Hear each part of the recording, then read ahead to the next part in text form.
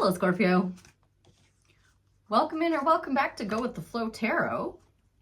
This is going to be a reading for the end of February, but of course, unless otherwise stated, all tarot readings are timeless. Well, we are going through it here, Scorpio. I mean, it looks fairly positive. Okay, even more positive now. You are going to have to walk away from something. That is becoming pretty clear pretty quick, but I won't get too ahead of myself. Your overall general energy is the second happiest card in the deck. It is the 10 of Cups. Happy home, happy family, happy friends, happy, happy, happy. Cycle completion with ease and no strife. Or seemingly so. That's just what the 10 of Cups says, though. In your recent past energies, Spirit stepped in to try to teach you some kind of lesson on letting go. Learning how to let go, when to walk away, how to walk away, with the Wheel of Fortune and the 5 of Swords coming out together. So some kind of divine intervention going on there to get you to release some kind of conflict. In your present energies, you're still strategizing in order to make that judgment call, though, with the 7 of Swords and Judgment coming out together for your present energies. So this is technically the card of lying, cheating, stealing, but more often than not, it is a card of strategy because he is stealing those swords from his enemy so that his enemy can't attack him. So is that really stealing? You know what I mean? Like, kind of, yeah, but we'll get into it. It's all gonna be just fine. I noticed this on the bottom of the clarifying deck, and now it's come out in what you don't see coming. 4 of Wands could be you getting married, or it's just you celebrating that stable foundation. Could be a stable relationship. I don't know. Doesn't really look like one yet, but that could change. So I'm good on that 10 of Cups. I would like to know more, please, about the Wheel of Fortune and the 5 of Swords in Scorpio's recent past energies. I did say Scorpio when I started this reading, right? I sure hope so. For the Scorpio collective, the Wheel of Fortune and the 5 of Swords. Thank you. Okay. So this could have been around somebody who has been around for quite a while in your life. It could also just be a past life connection. You're going to rest, relax, recover, and pray for a blessing. But this is speaking about somebody who is building and leaving a legacy with a skill they've had for some time. Could be a Taurus, could be Virgo, could be Capricorn, someone with Earth heavily in their chart. But it looks to me like you had to walk away from a King of Pentacles. Whatever that means for you. Spirit kind of interjected and was like, look, you need to take a look at this and take the loss and walk away. I did also see the 8 of Cups a few times in your pre-shuffle, so I'm drawing from that.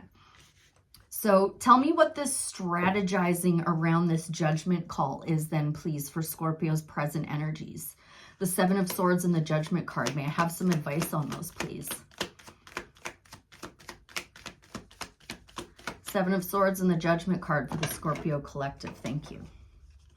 Yep. You did have to walk away from something.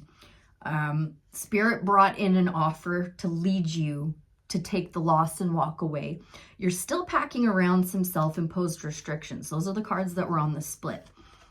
You are still feeling like the wounded warrior, and you're mourning the loss of something that you don't really care that much about anyway. So I think that's why you're still strategizing around, well, I don't think, I know. You're strategizing around this judgment call because you still have some lingering energies attached to you from that past experience with that King of Pentacles. So can I get some advice, please? That's not advice. That's telling me why Scorpio is struggling with the judgment call. I would like advice on how to make that judgment call. Thank you. Release those self-imposed restrictions, get into a wish fulfillment energy, and take a leap of faith in a brand new direction. That is advice, my dear Scorpio. The Fool is clarifying your present energies. So your judgment call is to take a leap of faith far away from whatever that crap was in the past and start focusing on the stability that you have coming in your upcoming energies. So you take that leap of faith, it's going to bring you to that stability. Let's talk about that Four of Wands in what Scorpio doesn't see coming. Thank you. Do I need to say anything else, Scorpio? This is a pretty clear-cut reading to let go of what was in the past and start focusing on the new. Again, we have the Nine of Cups, this time with the Page of Cups on the split. It's time to make your dreams a reality and to start taking a leap of faith towards that wish fulfillment. May I please have more advice on the Judgment card and the Four of Wands in what Scorpio doesn't see coming? More advice, please. The Scorpio Collective for their greatest good, highest timeline, and their highest purpose. Patience and confidence are your two key messages here. What has come out clarifying the Four of Wands and the Judgment card is more major arcana, the Strength card. So now is the time, Libra, to be working on taming your infinite nature of consciousness, your lower nature, your inner critic, and calling attention to your strengths rather than your weaknesses. I do actually want to see about that 10 of Cups. In Scorpio's overall general energy, please tell me about that 10 of Cups. How do we get them to that happy, happy, happy, happy? Queen of Cups really wanting to be noted. So the message with that is follow your heart. Shouldn't come out though. 10 of Cups, please, for Scorpio. Let's give them advice on how to get to that ultimate happiness. Happy cycle completion. Make those necessary judgment calls. Wheel of Fortune, Three of Wands wanting to be noted. You have a decision to make, possibly regarding a partner. Oh, Leo energy with the Strength card. Gemini energy with the Lovers coming out. Your advice on how to get your 10 of Cups is either to consult your higher self and make a choice, or it is an actual lover. Let's grab a little bit more. May I have a little more clarity, please, on the 10 of Cups and the Lovers in Scorpio's overall general energy? Thank you. It's time to come out of hermit mode. More major arcana coming out for you, my dear. Came out in reverse. So, no more hiding. No more retreating your energy away. It is time to put yourself out there. It is time to make a couple of major judgment calls and take that leap of faith. I really feel like that's all there is to be said. So with this other deck now, I will just double check one more time.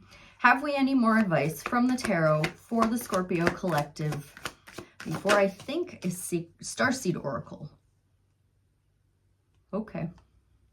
Well, here's the Eight of Cups again on the split with the Page of Wands. So, spark of inspiration to take the loss and walk away from what no longer serves you.